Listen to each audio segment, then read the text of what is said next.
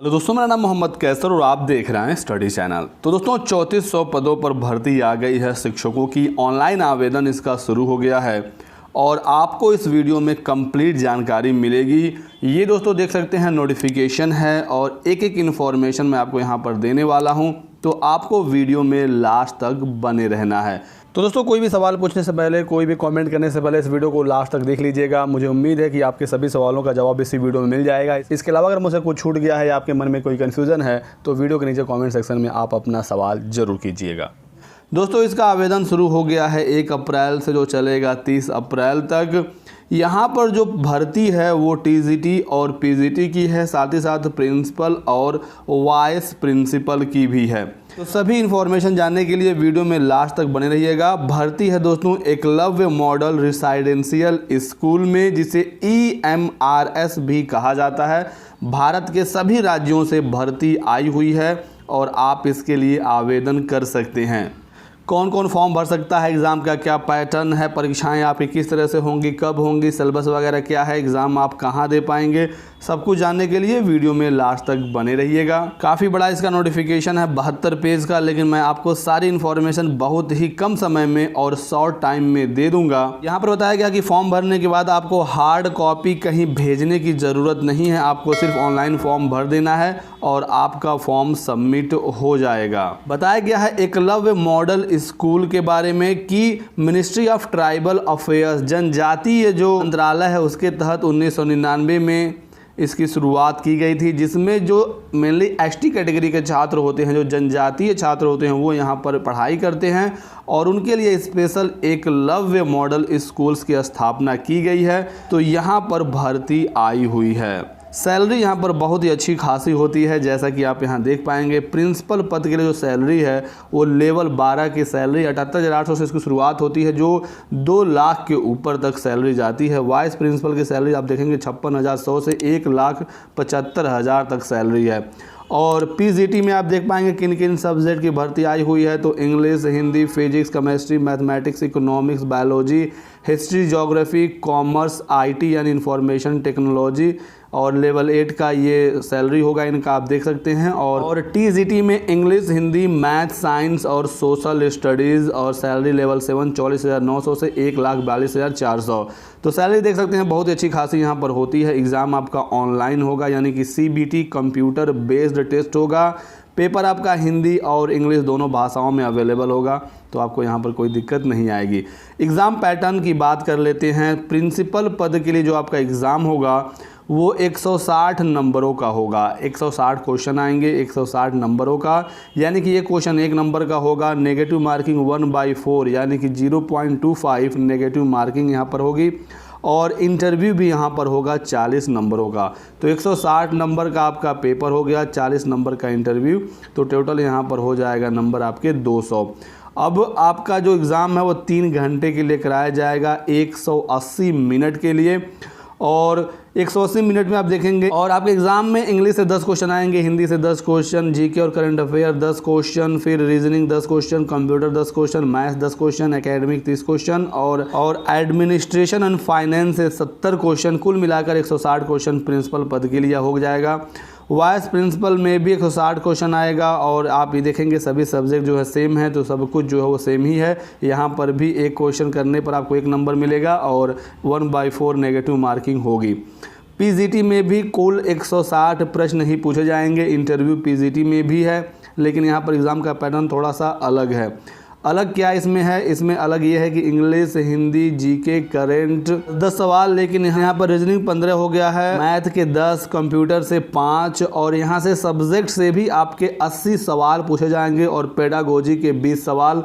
तो इस तरह से आप देखेंगे कुल 160 क्वेश्चन यहाँ पर भी आने हैं। नेगेटिव मार्किंग यहाँ पर भी सेम रखी गई है। और टीजीटी में 180 सवाल पूछे जाएंगे, यहाँ पर सब्जेक्ट से 100 क्वेश्चन पूछे जाएंगे। पीजीटी में 80 था, तो आप टीजीटी का भी पूरा यहाँ पर सब्जेक्ट वाइज देख सकते हैं कौन कौन से सवाल पूछे जाएंगे, कितने नंबरों के। एक क्वेश्चन करने पर आपको 1 नंबर मिलेगा, गलत करने पर नेगेटिव मार्किंग हो जाएगी 0.25 की। सभी क्वेश्चन जो है मल्टीपल चॉइस होंगे। ऑनलाइन आपका एग्ज़ाम होगा कंप्यूटर के हेल्प से। तो ये सारी चीज़ें दी गई हैं। एडमिट कार्ड आपको डाउनलोड करना है इस वाले लिंक से, तो एडमिट कार्ड आपके घर पर नहीं भेजा जाएगा। तो ये सारी चीज़ें तो आपको पता ही हैं पहले से।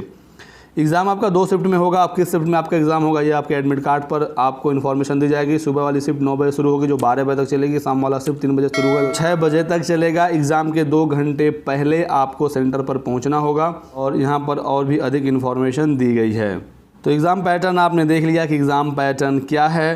रफ वर्क के लिए आपको अलग से शीट दी जाएगी, वहीं पर आपको रफ वर्क करना है और एग्ज़ाम के बाद आपको वो शीट सबमिट कर देना है। आपको वो शीट घर पर लेकर नहीं आना है।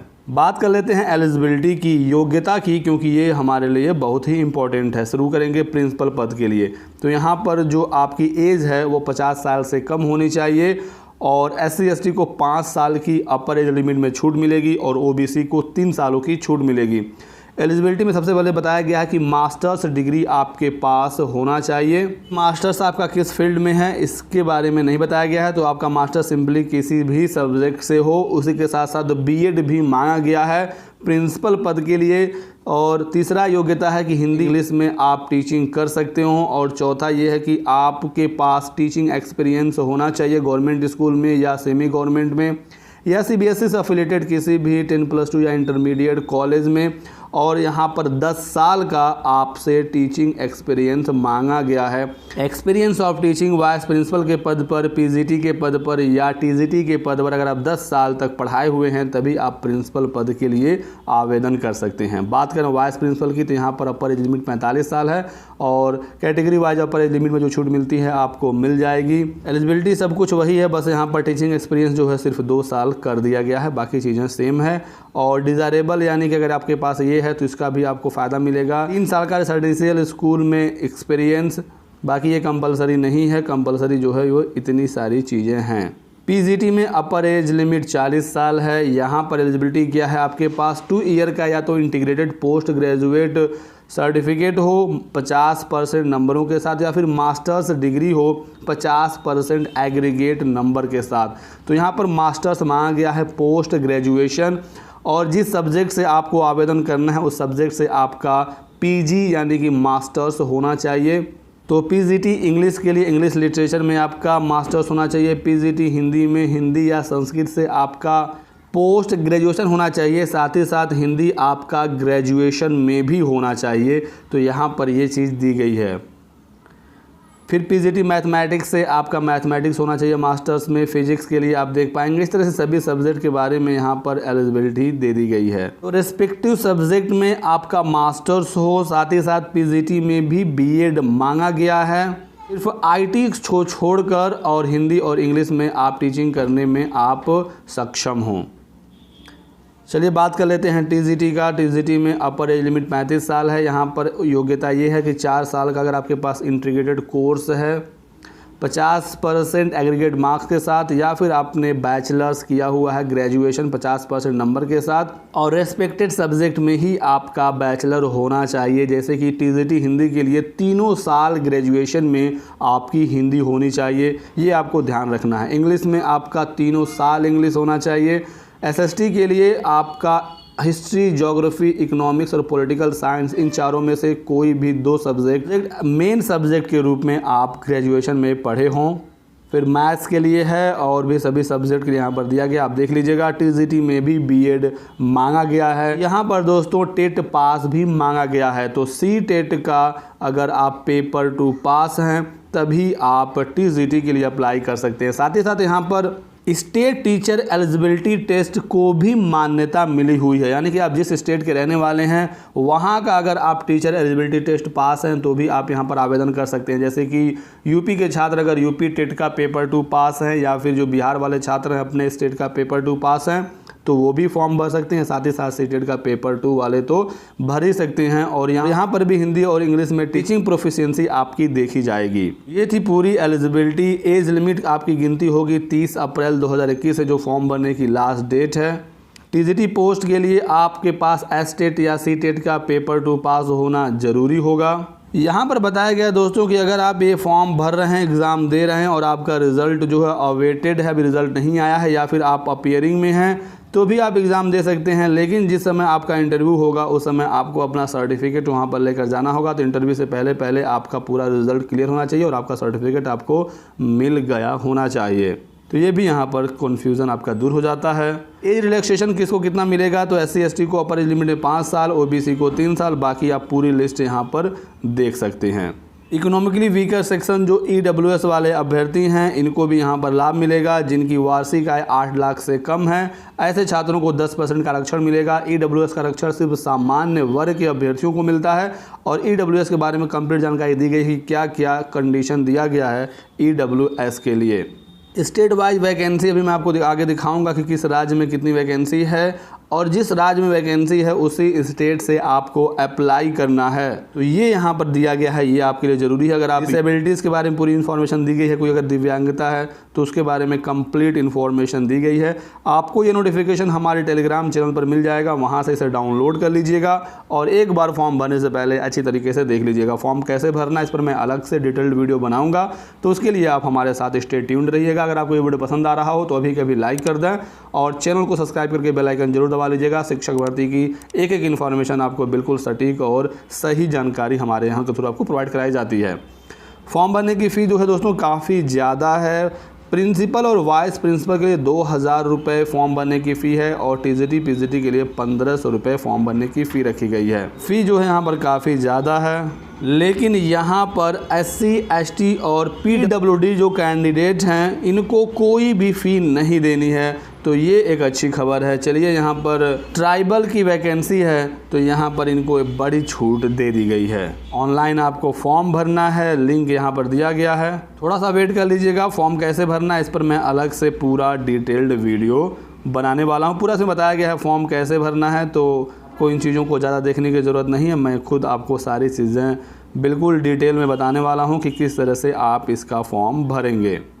एग्ज़ाम सिटी कहाँ कहाँ एग्ज़ाम होगा, कौन कौन सा आप सेंटर चुन सकते हैं, उसकी पूरी लिस्ट इसी नोटिफिकेशन में दी गई है।